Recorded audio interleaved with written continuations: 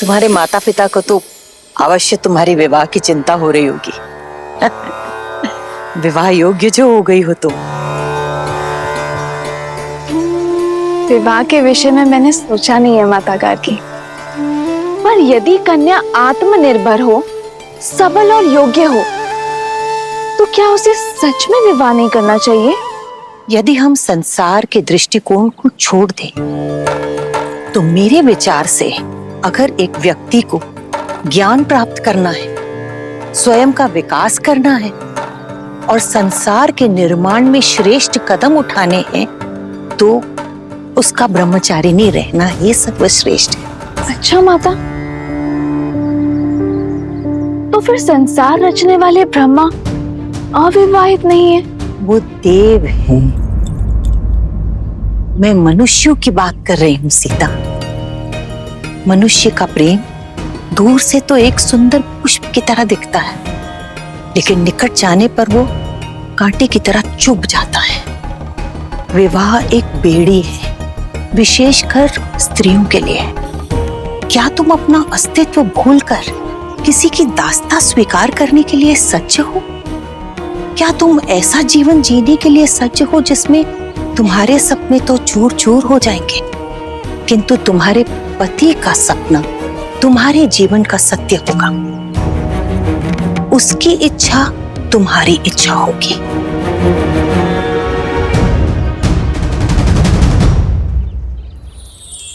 क्षमा चाहती हूँ माता गार्गी, पर जैसे आपने कहा कि दृष्टिकोण की बात है, तो मेरी दृष्टि में विवाह रास्ता नहीं, आस्था है। एक ऐसा संबंध जहां दोनों को एक दूसरे के लिए सम्मान हो, समर्पण हो और समझ हो। एक ऐसा संबंध जहां दोनों एक दूसरे पर निर्भर ना हो, दोनों एक दूसरे का बल हो, जहां दोनों एक दूसरे का व्यक्तित्व और अस्तित्व को विशाल करने का प्रयत्न करें। उस विवाह से सुंदर और मीठा और कुछ नहीं हो सकता माता गार्गी। जैसे शिव और पार्वती हैं, वो दोनों एक दूसरे के अर्धांग हैं, पर एक दूसरे को पूर्ण करते हैं। जैसे लक्ष्मी और नारायण। लक्ष्मी नारायण वो लक्ष्मी जो सदा विष्णु के चरणों में पड़ी रहती है, और जब विष्णु विश्राम करते हैं तो लक्ष्मी उनकी सेवा में तल्लीन रहती है। और विष्णु तो सदा भ्रमण कर रहे होते हैं संसार भर का। फिर से दृष्टिकोण की बात है।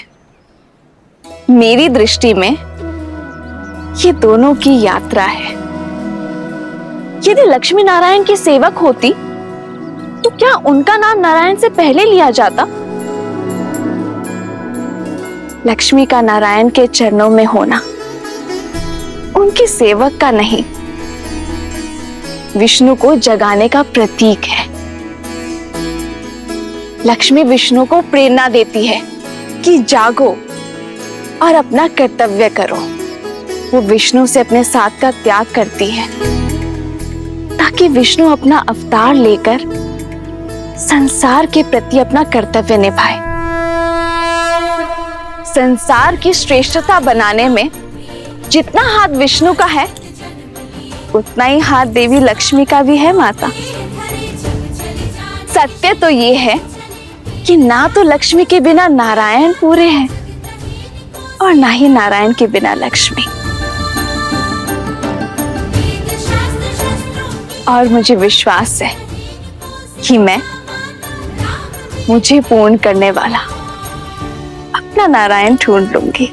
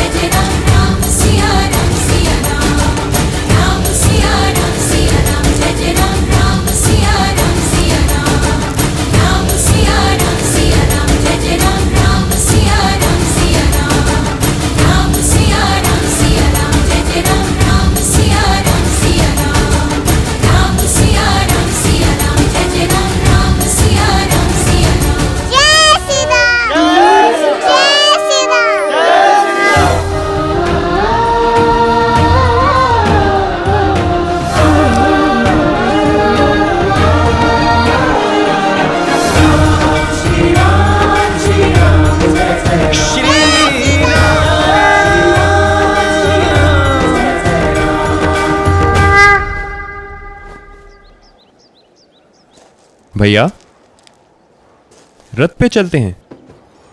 रथ में चले तो अयोध्या के सामीप्य का आनंद कैसे मिलेगा शत्रुघ्न? राम भैया केवल माता पिता के नहीं, सर्वप्रथम अयोध्या के हैं, अपनी प्रजा के हैं। आइए भैया, चलिए भैया। श्री रामचंद्र की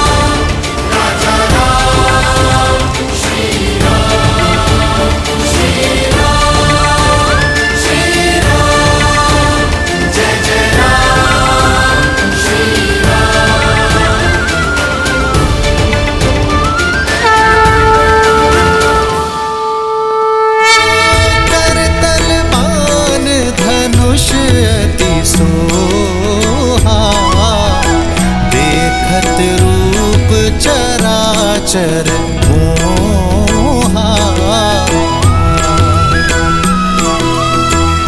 जिन्ह बिथी बिह रही सब भाई, थकत हो ही सब लोग लुगाई। कौशलपुर बासी नर नारी, वृद्ध अरु बाल, प्राण हुते प्रिय लागत सब, कहूँ राम कृपाल।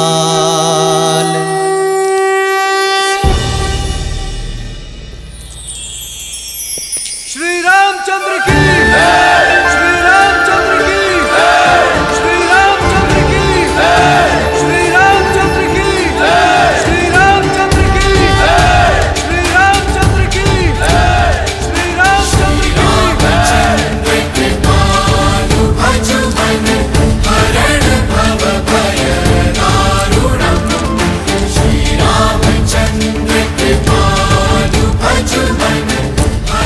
राम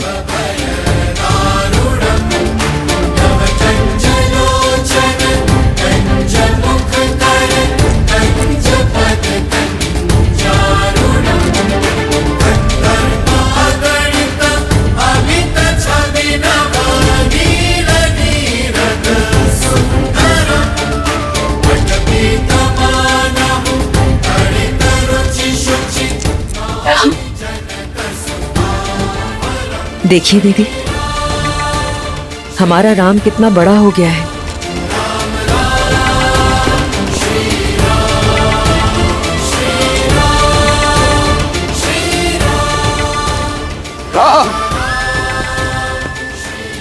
महाराज, रहने दो सुमित्रा, आज इन्हें मत रोको।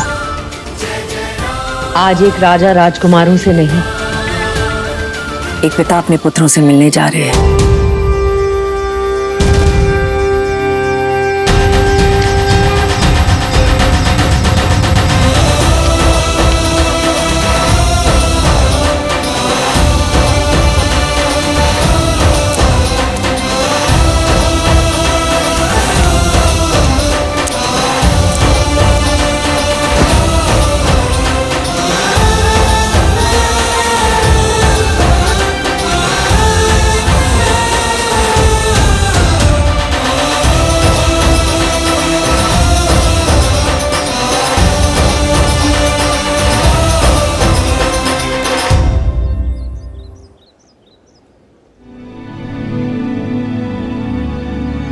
राम, कैसे बताऊं तुम्हें, तुम्हारे बिना एक एक पल किस प्रकार बिताए हैं मैंने।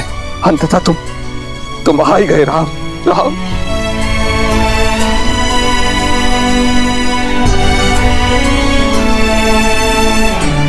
मेरे राम। जी पिताश्री, गुरु वशिष्ठ के आशीर्वाद से हमारी शिक्षा संपूर्ण हुई। प्रणाम गुरुदेव। यशस्वी भव। भूल हो गई गुरुदेव। राम के स्वागत को इतना आतुर था कि किसी और पे दृष्टि गई नहीं। इसमें तुम्हारा दोष नहीं है पुत्र।